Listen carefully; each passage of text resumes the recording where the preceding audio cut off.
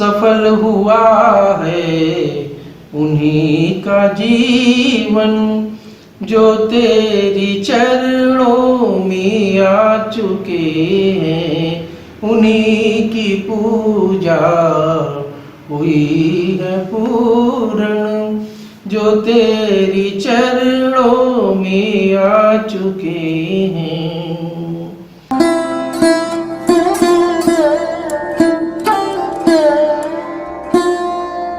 आप सभी को प्रणाम। सत्य सनातन की जय।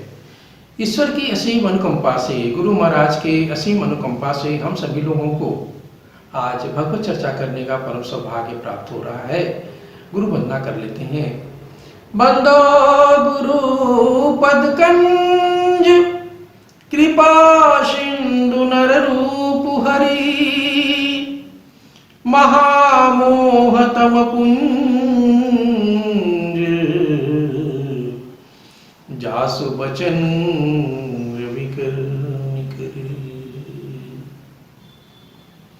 आज हम लोग श्री रामचरितमानस के बालकांड के उस अध्याय की तरफ आगे बढ़ेंगे जिसमें आप देखेंगे कि राजा जनक के निराश होने पर जब वो कहते हैं कि धरती ये वीरों से खाली हो गई है, सूरवीरों से, तो लक्ष्मण जी क्रोधित होते हैं। क्रोधित होने पर जब वो क्रोधित हो जाते हैं तो आप जानते हैं कि पूरा भूमंडल कांप उठता है। सारे राजा डर के मारे कांपने लगते हैं। सीता जी के हृदय में हर्ष होता है कि चलो थोड़ी आशा बच गई कि नहीं, चलो जो है हमारा काम होगा, क्योंकि स्वयं प्रभु आए हैं तो कुछ काम हो जाएगा मेरा। और जनक जी ये सुन के वो मतलब सबसे पानी पानी हो जाते हैं।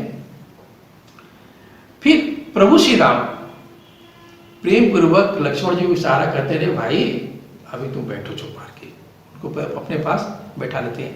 यहाँ पर देखिए, हम अपने राष्ट्र के लिए वो बात कहना चाह रहे हैं कि यहाँ पे श्री रामचरितमानस में ये बात समझाने का प्रयास किया गया है, इससे प्रेम रस ही नहीं है, ऐसा वीर रस है उसमें भी कि आप अपने वीरता के बल पे पूरे राष्ट्र को भी संभाल सकते हैं, ऐसा यहाँ पे एक संदेश आता है। फिर विश्वामित्र जी राम को आदेश देते हैं। सब देखते हैं उठते हैं, तो फिर अब उनको लगता है कि नहीं, अब ब्रह्मांड के स्वामी को उठना चाहिए। भगवान शिव का धनुष है, जगत जननी से शादी करनी है, तो वो सब वो कहते हैं कि अब वो बेकार का इधर उधर समय व्यर्थ करने से कोई फायदा नहीं है। तो प्रभु को आज्ञा देते हैं, आदेश देते हैं। कहते हैं तुलसीदास जी महाराज ने इस प्रकार से लिखा, विश्वामित्र समय शुभ जान, बोले अति स्नेहमय वाणी, उठहु राम भंजहु भव चापा, मेटहु तात जनक परितापा। कहते हैं प्रिय पूर्वक कि अब राम उठो, जनक जी के संताप को, दुख को हरने हरो। अब भगवान जो है तो सब बात समझ रहे हैं, लेकिन मतलब चेहरे पे ऐसा कोई नहीं शो करते हैं कि सब पता है। लेकिन अब देखिए, स्वयं जब ब्रह्मांड के मालिक खड़े होते हैं तो प्रसन्नता कितनी व्याप्त हो जाती है। सभी तो उनके मुख का ही दर्शन कर रहे हैं। तो गुरु का आदेश मिलते ही प्रभु गुरु को प्रणाम करके उठ खड़े होते हैं और उनको देख कर कुटिल जो जैसा जाके रही भावना, जैसी प्रभु मूरत देखी थी तैसी, इस प्रकार से सब लोग अपनी भावना को व्यक्त करने लगते हैं, दिखाई पड़ने लगते हैं प्रभु। लेकिन अब यहाँ देखिए एक संशय उत्पन्न हो जाता है। अब जानकी जी की माता जो है वो संशय में पड़ जाती है। वो कहती हैं कि ये विश्वामित्र जी को भी क्या सूझा कि सुकुमार बालक को ले आए हैं और धनुष को तोड़ने के लिए, जो राजाओं से नहीं टूट रहा है, भीम का राजाओं से नहीं टूट रहा है। और ये जनक जी को भी क्या एक सनक सवार हो गया है कि वो इनसे बार बार आग्रह कर रहे कि आप धनुष तोड़वाइए, धनुष तोड़वाइए। समझ में नहीं आ रहा है, विधाता ने पता नहीं क्या रचा है। लग रहा है सभी के सब जो यहाँ पर आए सब खेल तमाशा देखने के लिए आए हैं क्या। तो सीता जी की एक सखी थी, बड़ी बुद्धिमती थी, उसने समझाया जानकी जी की माता को कि माँ ऐसा ना समझो, आप जिसको आप देख रही है वो सुकुमार बालक तो है आप ही नजर में, लेकिन वो ऐसे हैं जो सब कुछ कर सकते हैं, उन्हीं की कृपा से सब कुछ हो रहा है। ये जगत जननी माता है सीता जी और ये जगत पिता है। अभी आप देखना एक क्षण में ये सारा काम हो जाएगा। अब उस अपने संशय को जानकी जी की माता जी इस प्रकार से व्यक्त करती हैं। तुलसीदास जी महाराज ने इसको इस प्रकार से लिखा, रावण बाण छुआ नहीं चापा, हारे सकल भूप करी दापा, सो धनुराज कुंवर कर देहि, बाल मराल की मंदिर नहीं। वो शंका जब करती हैं कि अरे भाई ये तो रावण भी उसको नहीं। अब देखिए रावण आता है, लेकिन रावण का अब लिखा तो ऐसा है कि रावण धनुष तोड़ने के लिए आता है, लेकिन नहीं, उसको पता है कि प्रभु का जन्म हो गया है, इसी बहाने वो भी आता दर्शन करने के लिए। वो भी एक आता है दर्शन करने के लिए, नहीं कि जो है आ गए हैं अब चल के दर्शन करना है। तो जो संशय का रूप लेके तुलसीदास महाराज ने लिखा कि लास्ट में उनकी माता जी कहती हैं, क्या हंस के बच्चे भी कहीं मंदराचल पहाड़ को उठा सकते हैं? नहीं उठा सकते हैं। और किंतु अब चतुर सखी जो अभी तो पीछे समझा रही है, लेकिन आगे समझाती, क्या समझाती है? उस पौराणिक बात को कहती है कि आप याद करें माँ कि अगस्त्य मुनि ने जो घड़े से उत्पन्न हुए थे, उन्होंने पूरे समुद्र को ही सोख लिया था।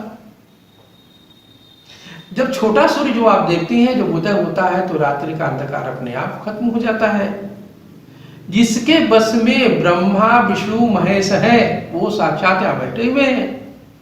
अब इस प्रकार से रानी का जब संदेह दूर होता है, लेकिन अभी भी सीता जी जो मन ही मन प्रार्थना कर रही हैं, और इधर जब लक्ष्मण जी ने ये देखा कि प्रभु शिव धनुष को निहार रहे हैं यानी देख रहे हैं, तो प्रसन्न होकर ब्रह्मांड को चरणों से दबा देते हैं। इसलिए दबाते हैं कि भाई वो शिव धनुष है, तोड़ते ही पृथ्वी तो डगमग डगमग करेगी, और डगमगाने से कहीं ऐसा न हो कि बहुत कुछ उलट फिर ब्रह्मांड हो जाए। और तो लक्ष्मण जी कहते हैं, क्या कहते हैं कि तुलसीदास जी महाराज ने इसको ऐसे लिखा, देसी कुंजरहूं कमठ अति कोला, धरहूं धरनी धरि धीर न डोला, राम चहई शंकर धनु तोरा, ओ सजग सुनिया सुमूरा। हे दिग्गजों, हे कच्छप, हे शेष, हे वाराह, धीरज धरकर पृथ्वी को थामे रहो, जिससे यह हिलने न पाए। मेरी आज्ञा सुनकर सभी सावधान हो जाओ, प्रभु शिव धनुष को तोड़ने जा रहे हैं। अब इसके आगे एक कथा आप देखिए, भगवान मंच पर आ जाते शिव धनुष के पास। अब आगे की कथा जो है अगले एपिसोड में एक छोटा बच्चा।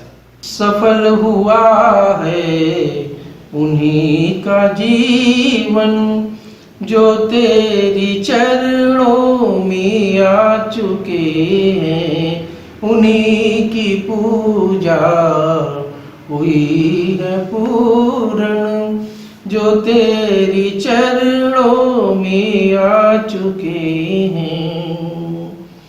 ना तुझको पाया अमीर बनकर, ना तुझको पाया अमीर बनकर, ना तुझको पाया फकीर बनकर, उन्हीं को दर्शन हुए हैं तेरे, उन्हीं को दर्शन हुए हैं तेरे, जो तेरी चरणों में आ चुके हैं। सफल हुआ है उन्हीं का जीवन, जो तेरी चरणों में आ चुके हैं। जय श्री राम।